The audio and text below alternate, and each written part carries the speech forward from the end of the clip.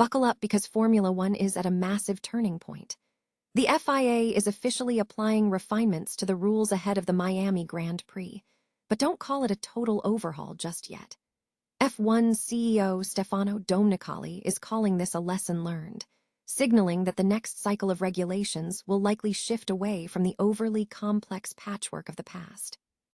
It is all about finding a balance that keeps manufacturers happy, while preserving the raw DNA of the sport we all crave. Tired of dropping your phone or struggling to prop it up? Meet the Pop Sockets phone grip with expanding kickstand in black, your new must-have accessory. Don't miss out. Grab yours today. Click the link in the video description to shop now on Amazon. Style meets speed in a major way as the Audi Formula One team teams up with Adidas for a high-octane Miami collection. This limited edition drop is turning heads by blending soccer-inspired design with cutting-edge racing performance. Drivers Nico Hülkenberg and Gabriel Bortolito are already fronting the campaign, and you will see the full lineup of sunset tones and kaleidoscopic patterns hitting the track this weekend. McLaren is officially investing in the future by signing 11-year-old karting sensation Harry Williams to their driver development program. As their youngest ever recruit, Williams is already proving he has the pedigree after taking the British Open champion title and tearing up the international karting stage. Alessandro Alunni Bravi confirmed that this move is all about building a consistent pipeline of talent that will eventually power the McLaren squad in F1 and beyond. Finally, we are putting the biggest questions in racing directly to the top. F1 CEO Stefano Domenicali sat down with the media to address the 2026 rule concerns, insisting that the sport is in incredible shape despite the noise. He is ready to push past the criticism and focus on the massive action waiting for us on the track. Want to stay ahead of every lap and every breaking story? Hit that subscribe button and ring the bell to join our racing community. Ever wonder why Formula One seems to be constantly tinkering with its rulebook? Just weeks into the season, we're already seeing tweaks to the regulations, and it raises a fascinating question. Are these cars just inherently flawed, or is this all part of a grander, more calculated design? It turns out, it's a bit of both. The FIA has been open about these regulations being a work in progress, using specific levers to adjust performance as the season unfolds. But while these minor adjustments aim to balance qualifying speed and safety, they aren't the radical shifts some fans might be craving. Why not go further? Well, politics. As Toto Wolff once put it, you use a scalpel, not a baseball bat.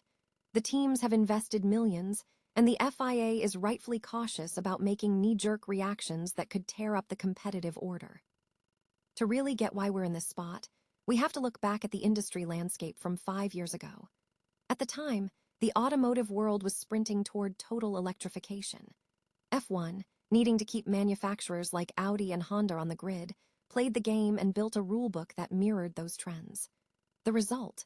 An incredibly complex engineering puzzle where, as Red Bull's Pierre Wash noted, it's basically patch on patch. You fix the engine, so you need active aero, which kills the need for DRS, so you add something else. Suddenly, you aren't racing cars, you're managing energy reserves. But here's the kicker. The world changed. The EU pivoted, and manufacturers like Ford are now walking back their all-electric promises. F1 realizes now that it got backed into a corner. As Stefano Domenicali recently admitted, the sport can't afford to let its regulations be dictated by the fickle commercial whims of individual manufacturers. If we learned anything from the Renault saga, it's that a brand's commitment can vanish overnight when the market shifts. So what's the takeaway? The lesson learned, for the 2031 cycle, and possibly sooner, is that F1 needs a technical vision that is truly its own. We're talking about a future centered on sustainable fuels and a balance of power that honors the internal combustion engine rather than trying to bury it. It's about F1 finding its own DNA again, rather than acting as a PR tool for road car trends. The sport needs to be robust, independent, and fast-acting to avoid being trapped in another cycle of complexity. F1 is standing at a crossroads, and it's finally time to decide if they want to be a follower of the automotive industry or the leader of its own future. What do you think the next generation of F1 cars should look like? Should we ditch the complex hybrid systems for a cleaner, louder internal combustion future? Drop a comment below, and don't forget to hit that subscribe button for more deep dives into the heart of Formula One. Ever wondered what happens when the high-octane world of Formula One crashes headfirst into the culture of street fashion? Well, Adidas and the Audi Formula One team just answered that question with a masterclass in collaboration. Ahead of the Miami Grand Prix, they've dropped a limited edition collection that's arguably the most vibrant intersection of motorsports and style we've seen in years. This isn't just about putting logos on t-shirts. It's the first of many joint projects leading up to the 2026 season, and they are swinging for the fences. The design language here is fascinating.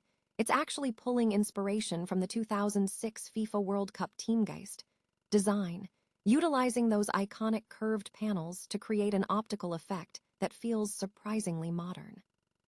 By blending sunset-inspired Miami hues with that classic soccer aesthetic, the collection manages to feel both athletic and undeniably cool. We are talking about everything from driver jerseys draped in pink and blue to the standout Mega Ride F50 sneakers, which feature this intricate spiderweb paneling that looks fast even when you're just standing still. Audi's drivers, Nico Hülkenberg and Gabriel Bortolito, aren't just the faces of the campaign. They'll be wearing matching patterns on their race suits, which really blurs the line between high-performance gear and off-track streetwear. As Audi's chief commercial officer Stefano Domenicali put it, this is about moving F1 into a broader cultural context, proving that the sport is no longer just about who crosses the finish line first, but how you show up to the paddock. It is a bold statement on the future of sports marketing. So, what do you think? Is this the aesthetic shift Formula One needs to keep up with global trends, or do you prefer the traditional look? Head over to the Adidas or Audi sites to check out the drop, and let me know your take in the comments below.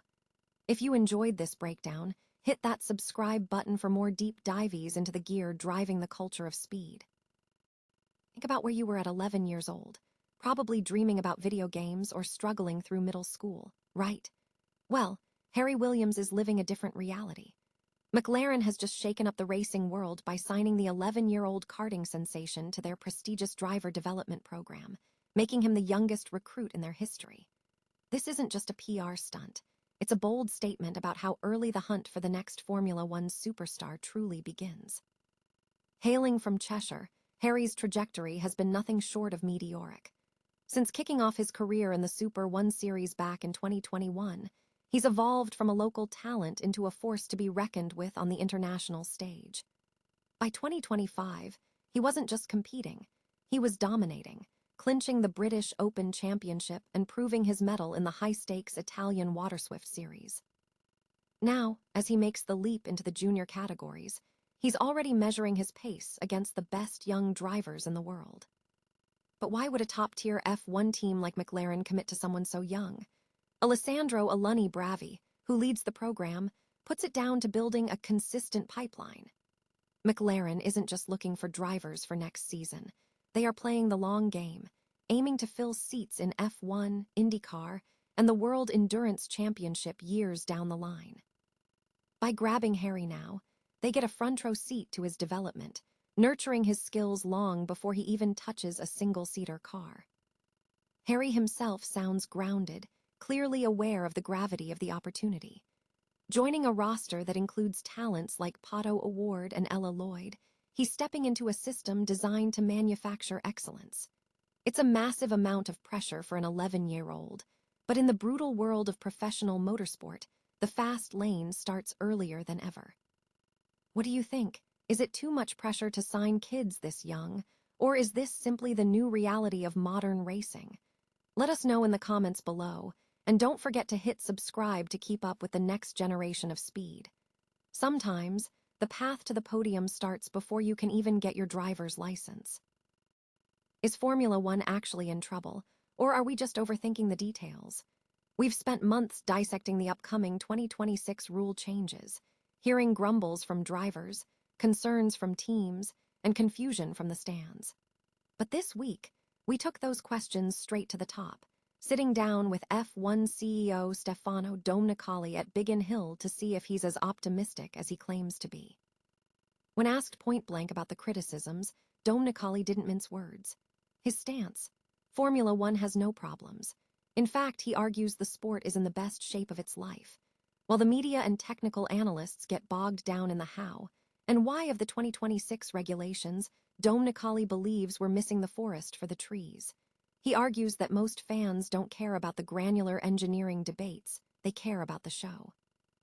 And with record-breaking ticket sales across the globe, he sees the numbers as the only metric that truly matters. It's a fascinating, if not slightly defensive, perspective. He admits that F1 needs to be better at managing the narrative, especially after high-profile drivers like Max Verstappen and Lando Norris publicly aired their grievances. Domenicali calls that a lesson learned, a realization that airing internal debates so publicly might have been a strategic misstep. He insists that the 2026 changes were a necessary evolution to keep the sport relevant, yet he acknowledges that perhaps the focus shifted away from the excitement and too far into the weeds of technical skepticism. So, is the 2026 overhaul a masterstroke or a missed opportunity? Domenicali is betting everything on the former, emphasizing that F1 is still the brightest light in the motorsport galaxy, drawing eyes even when its stars compete elsewhere. But the real question remains: can the sport maintain this momentum once the rubber hits the road under the new rules? We want to know what you think. Is Domenicali right to dismiss the critics, or are the red flags we're seeing impossible to ignore? Drop your take in the comments below, and don't forget to hit that subscribe button for the full, deep dive podcast where we pull no punches. After all, the best part of F1 isn't just the race, it's the conversation we have about it. What's your verdict?